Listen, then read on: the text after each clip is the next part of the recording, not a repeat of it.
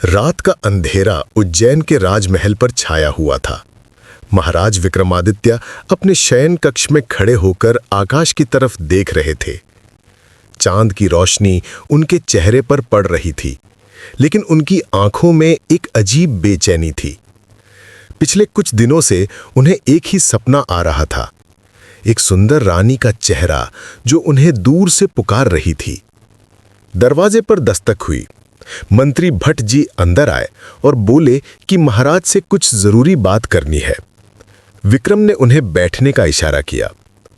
भट्ट जी ने कहा कि पास के राज्य कलिंगपुर से एक संदेशवाहक आया है। उस राज्य की रानी चंद्रकला ने विक्रमादित्य को अपने राज्य में आमंत्रित किया है। रानी का कहना है कि उनके राज्य में एक अजीब समस्या आई है और केवल विक्रमादित्य जैसा न्यायप्रिय राजा ही इसे सुलझा सकता है। विक्रम को यह बात अजीब लगी। उन्होंने भट्ट जी से पूछा कि क्या समस्या है। भट्ट जी ने बताया कि रानी चंद्रकला के राज्य में पिछले महीने से रोज रात में एक आदमी गायब हो जाता है। सुबह उसकी लाश मिलती है, लेकिन अजीब बात यह है कि उस पर कोई जख्म नहीं होता।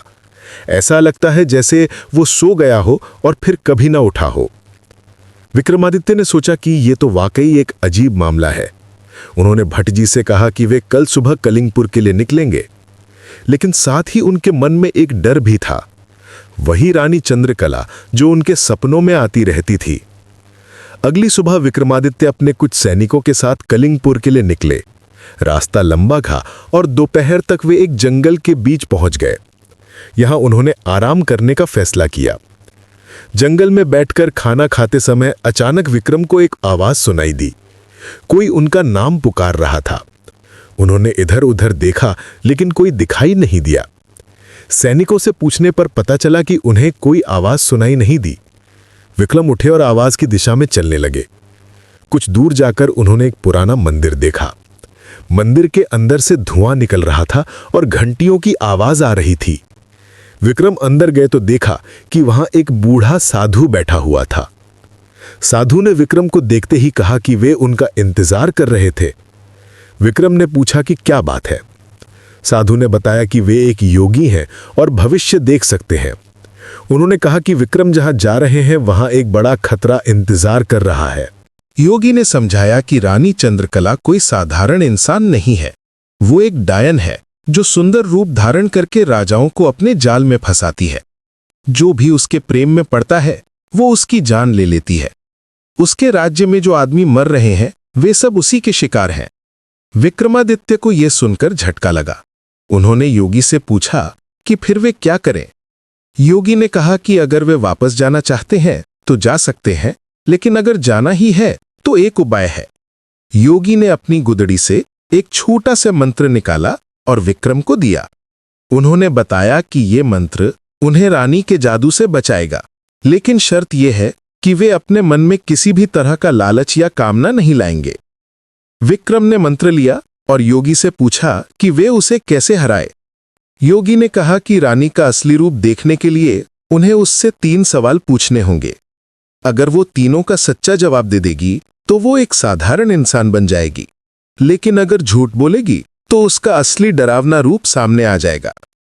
यह सुनकर विक्रम ने योगी को धन्यवाद दिया और वापस अपने सैनिकों के पास आ गए।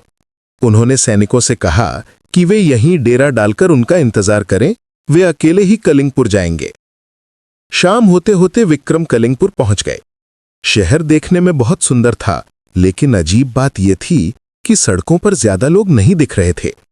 जो भी आदमी दिखता था वो डरा हुआ और परेशान लगता था। राजमहल के फाटक पर पहुंचकर विक्रम ने दरवाजे पर दस्तक दी।